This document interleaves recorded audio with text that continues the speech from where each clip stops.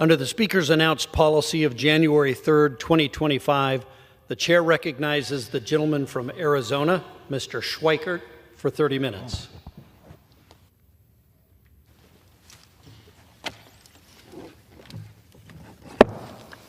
And forgive me, Mr. Speaker Pro Tem, as we get ourselves organized here.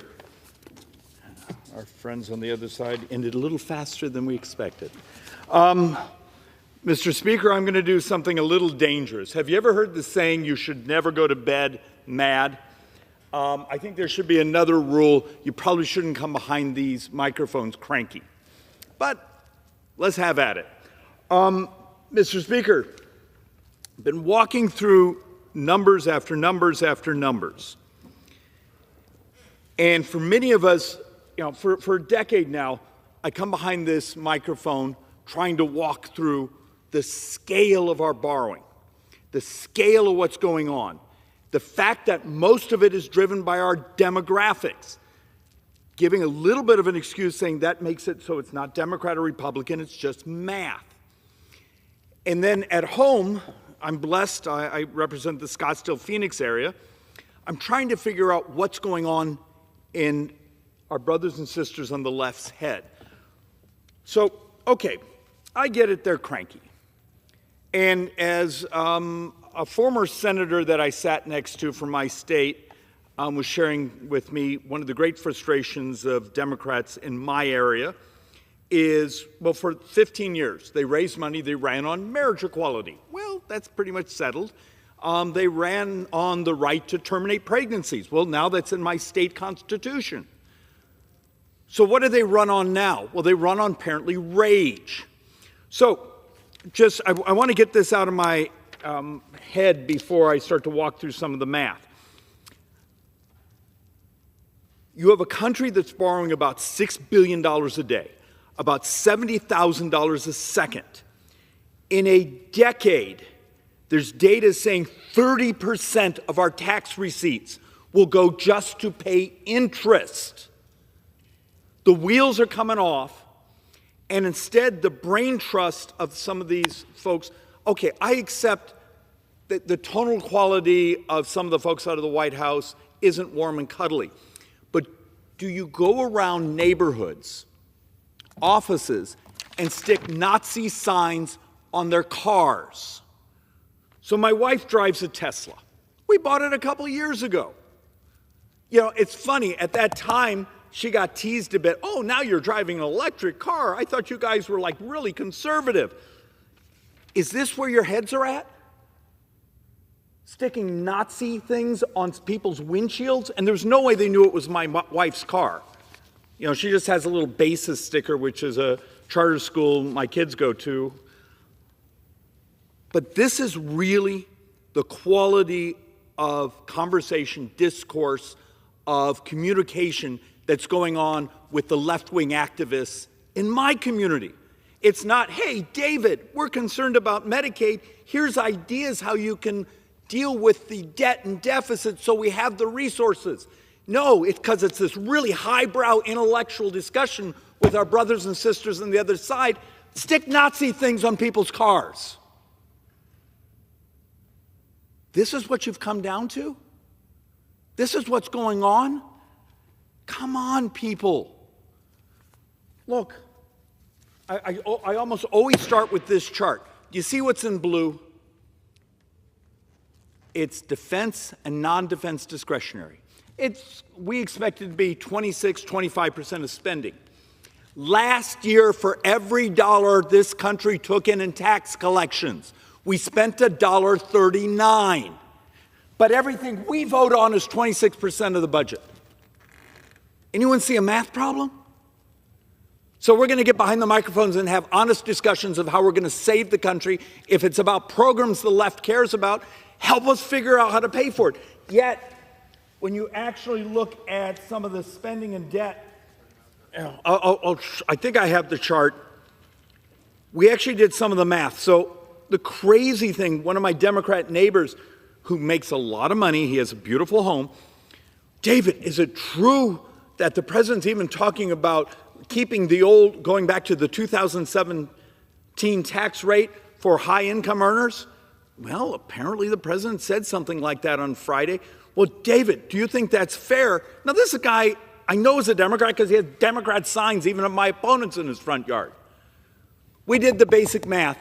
If you actually were saying, let's just go back to the tax rate for the top earners, back to the 2017, it's $32.7 billion over 10 years. Okay, we can all divide that by 10, so let's call it $3.2 billion a year. We borrow $6 billion a day. If that's $3.2 billion, you functionally bought yourself 12 and a half, 13 hours worth of borrowing for the entire year. And there's the mental breakdown, is the left runs around and says, raise taxes. Okay. We're going to borrow 7.3% of GDP is my latest number.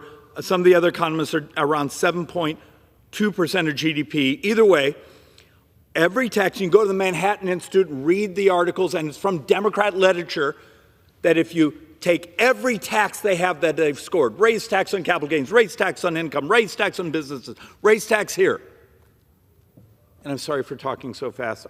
Believe it or not, would you leave? I live on coffee, and I need to apparently deal with that, my issue. 12-step group for coffee. But the point I'm going to, read the article. All those taxes, when you do the economic judgment, is about 1.5% of GDP. But this place lies. Excuse me. We make up math because it's really hard to tell people the truth. Almost every cut we talk about as Republicans is about 1% or so of GDP. And I'm enraged right now because I'm hearing down the hallway, the Senate, they're talking about doing their reconciliation budget and setting a floor saying, we're not going to allow a Senate to pass a budget, cuts of less than $3 billion. Huh? I'm upset that ours is so anemic at like $1.5 trillion, but if they do $3 billion, it's not even it's functioning a half a day of borrowing. This is, yay, go team. Look, at some point the math is the reality. Why is it so hard to tell the truth? And one of the other points I sort of want to make, and I stole this graphic from another group, thank you. Baseline law, not baseline policy, the law, and I'll explain that later. Over the next 10 years, we're going to spend $86 trillion. We're talking about, at best, on the House budget resolution, cutting $2 trillion over those 10 years. That's 2.3%. Oh, God, dear heaven, you're butchering government. 2.3%. You're telling me that if we didn't grind through government, look at our programs, look at all the reports the GAO and others give us of the waste and fraud and just programs that haven't been authorized in decades, you couldn't find 2.3%, but it's easier to go stick this sort of crap on my wife's windshield than it is to do the intellectual work of saying, hey, we think we have more elegant ideas on how to reform spending in government, modernize it, and make it better, faster, cheaper for the American people. No, we'd rather burn things down. Are we all proud of ourselves? The fact of the matter is $86 trillion spending over the next 10 years, and at best, our budget reconciliation is 2.3% of that spending. And this is the one I get complaints from everyone, so please understand, I'm trying to offend everyone with facts and math. If you do all this, because we have a number of senators over there, don't cut any spending. And they're Republicans. When you hear someone say, we should do baseline policy, not the law, what they're basically saying is they don't want to have to deal with telling the truth of the math. So let's take a look here. We finished this fiscal year $37.2 billion in debt as a country. Baseline, we add $22 trillion of additional borrowing over the next 10 years. If we were to do the tax extensions, which we really need to protect the middle class and others by not raising their taxes. But if we were to do it without any offsets, and then you add in the interest, that's about another $6.8 trillion of borrowing. And then if we were to take care of the president's request, that's another $8 trillion. Functionally saying we will borrow more in this 10-year period than we did in the previous 240 years. 240 years of borrowing on the day we were elected, and we're going to double it. Are we proud of ourselves? This is how we're going to save the republic? Is we're going to continue to just bury it in debt because it's hard to tell people the truth about the math?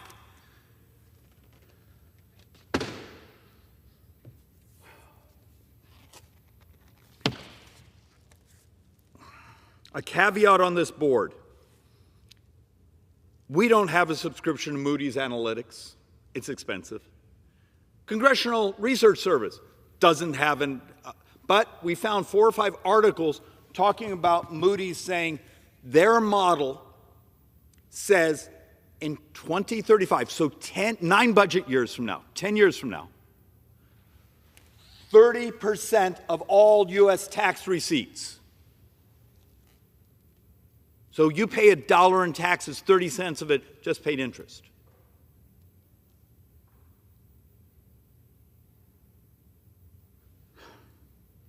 Think about that.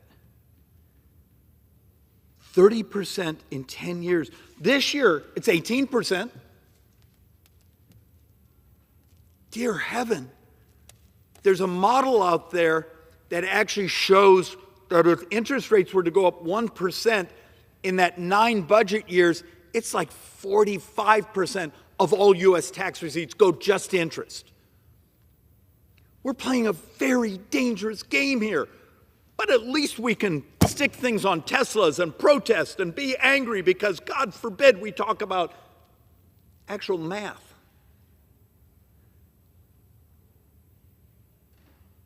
In 7.5, 8 years from now, Social Security Trust Fund is empty. The law says you cut benefits. That's a 21% cut. We double senior poverty in America. How many people do you see coming behind these microphones willing to have a conversation on how we're going to save it? First year, my math, actually the Joint Economic Economist math, first year, so if the trust fund is gone in 2033 and 2034, it's over $600 billion just to make up that shortfall. That makes what we're talking about here in the budget resolutions tiny. Those are only like $200 billion a year. We're talking $600 billion a year, and it grows just to cover the Social Security Trust Fund being gone. That's 7.5, 8 years from now. But are we going to talk about that? No, because they're going to run television ads beating the crap out of us because we tried to figure out a way to save it. The perversity of this place. They don't give a damn about someone's future, their poverty. It's about winning the next election and raising money on it. And we got to tell the truth also, what's going on in our country. You all saw the updates from the Census Bureau basically saying after next year, if you zero out immigration, our number of prime-age workers starts to fall. Matter of fact, there's a data set. Now, we've been using 8 years from now because that was the official Census Bureau number. There's a couple demographers out there that wrote articles a week ago saying we may have already hit more deaths than births in America. I need you to process what that means. You have a system where Social Security, the financing of Medicare, the financing of so many of our pensions relies on a growth of the working population, particularly those prime-age workers. If we're now entering a time of a shortage of young people, 2027, not that long from now, we actually go negative of prime-age workers. Maybe our committee should maybe invite in a demographer and talk about saying, is this Republican or Democrat? Starting in 1990, we started to roll over in the number of children we had. Now we're paying the price for it. Now make these long-run programs, which are pay-as-you-go math, make them work. This should be scaring the hell out of this place. Oh no, David, we can't tell our voters that. It's harder to raise money when you tell them the truth of how hard the future is. It is fixable. I've done presentation after presentation of adoption of technology, redesigning some of the programs where you don't cut anything, but you do really hard stuff. And the problem is our hallways are crowded with people here. It's all about the money. Understand, Congress is really about one thing, money.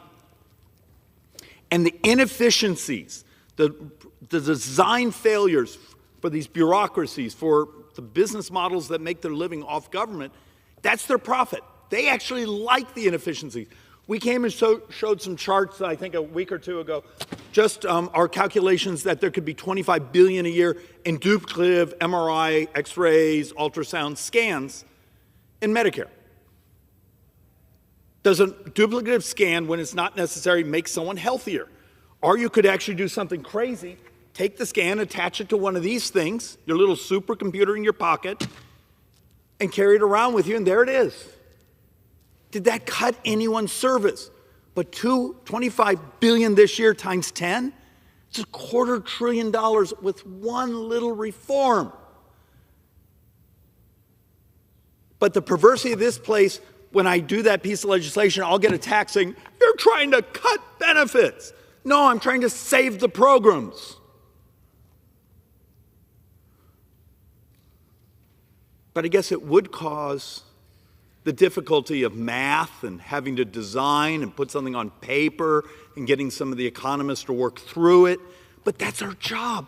We are the board of directors of the biggest economy in the world, the biggest entity in the world. We're going to spend over $7 trillion this year. Of course, we're only going to take in $2 trillion in taxes, meaning we may borrow about 2.3 trillion this year to keep the wheels on.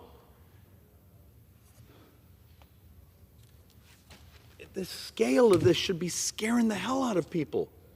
And look, the demographic curve, when we start to think right now in 2024, we got 2.9 people working for every person receiving their benefits. A decade from now, that's starting to fall to 2.7, 2.6, and then it really starts to crash. And when we start to look at the 30-year window, we're down to about 2.4. Now, that may not mean much to you, but trying to make these numbers work, it can be done. It's just hard. And so you're going to hear people come behind these microphones, give these beautiful speeches of how they want to save the republic, how we care about the future, how we care about our kids, how we care about your retirement, and then we'll do nothing that's actually hard.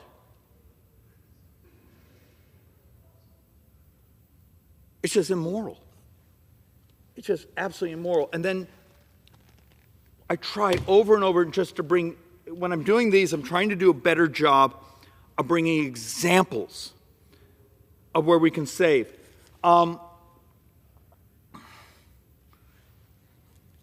Okay, I'm going to admit Doge and those, I'm fascinated with the data mining and those things.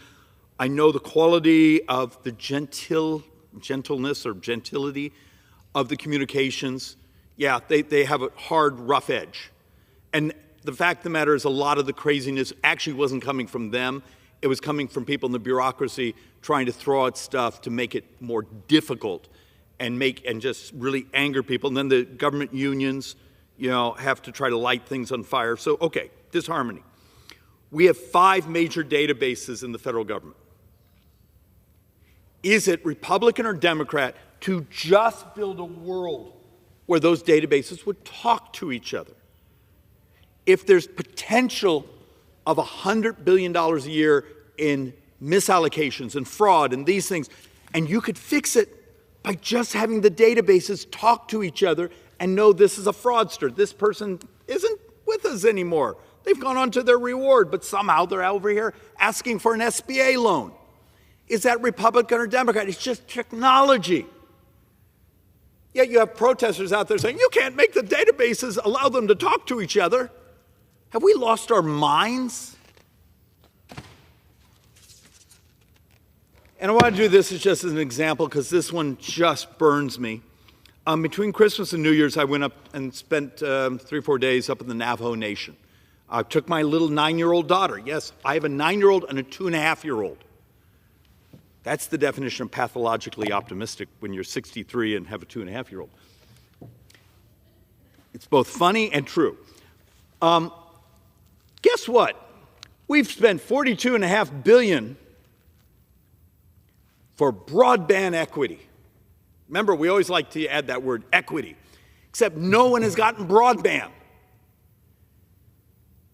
So the tribal president of the Navajo Nation and a number of the communities called chapter houses basically said, hey, screw this. I'm not willing to wait another 20 years. You know what they did? Something just crazy? Instead of being patient and waiting for us to spend billions of more dollars and run a piece of wire, they went out and stuck a satellite dish, and 48 hours later, for several $100s, they had broadband for the whole neighborhood, for the whole what we call chapter house. Is that Republican or Democrat? It's just the adoption of technology, except the lobbyists who run around here wanting billions of subsidies for something they're never going to connect get really upset every time I do this board.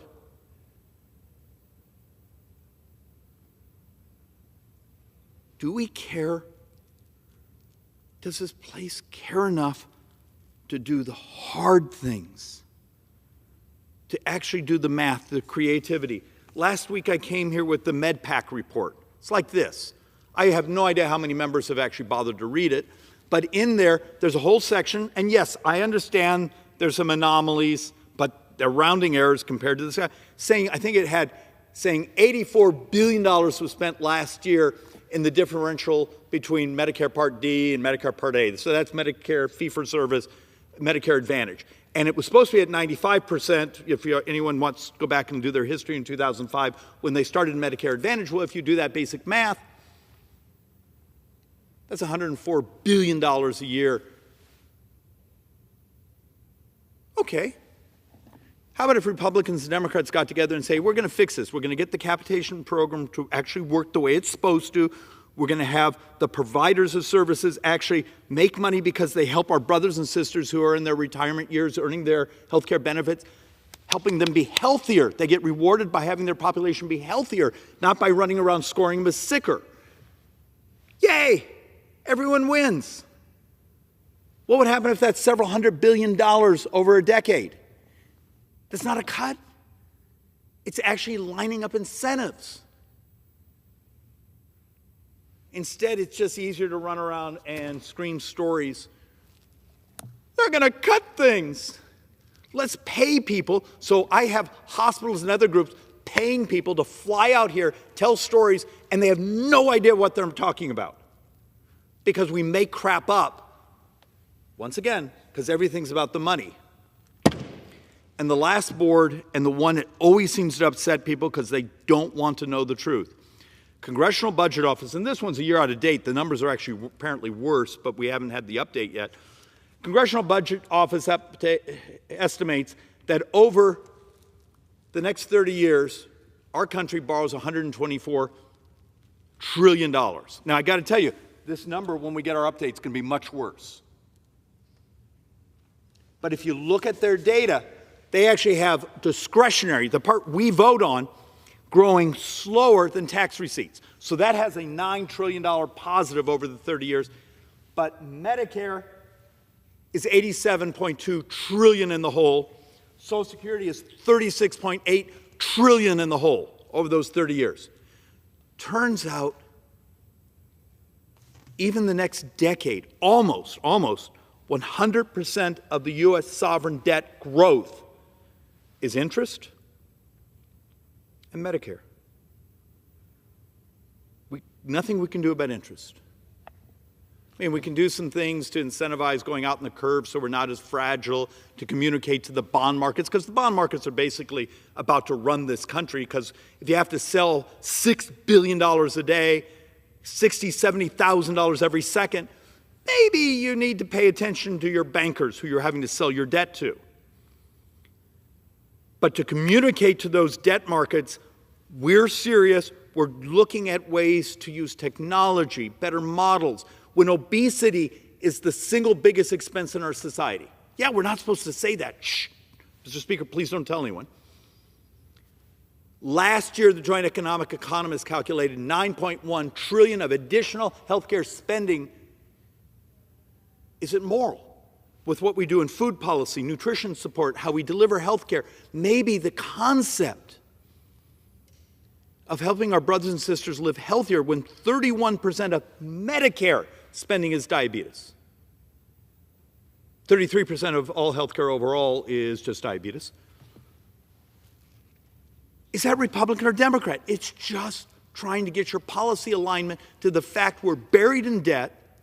We're getting older as a society. I think in a decade, 23% of our population is 65 and up. We now know that we're having this remarkable shortage of young people. We're already potentially on the cusp of having more deaths than births in our country. In a couple of weeks, we're trying to roll out a STEM-based, talent-based immigration bill, because for the economy to grow and stabilize, we don't have a choice. And people just, oh, David, you're not allowed to talk about immigration. People won't understand it. Will they understand the economic survival of you still getting your benefits when you're a senior? We can make this work. But, Mr. Speaker, we're now starting to run into articles that are talking about we're putting the extraordinary privilege. And what are the two extraordinary privileges America has? Our currency. The world borrows in our currency, meaning the fact of the matter is when we sell debt, there's a demand to hold U.S. dollar denominated. And then the second thing is people want to live here.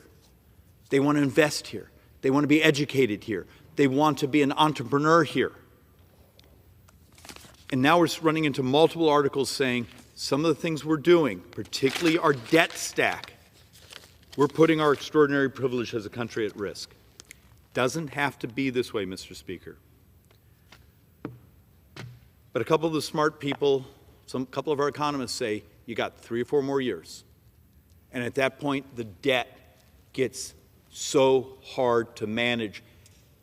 And just what the Federal Reserve said last week, taking us from a 2.1 GDP down to 1.7, just that movement is almost $200 billion a year in tax collections. Just that GDP reduction the Federal Reserve calculated for the next 3 years. Now, take that out to 10. That's more money. That's more money than everything in our budget reconciliation. The lack of understanding of the inner dynamics of our debt, the interest, these dollars, terrifies me, because there is a path. There is a path for this to work, Mr. Speaker, but we're living on a razor's edge because we're not doing the hard work. And with that, Mr. Speaker, I yield back. The gentleman yields back his time. Under the Speaker's announced policy of January 3rd, 2025,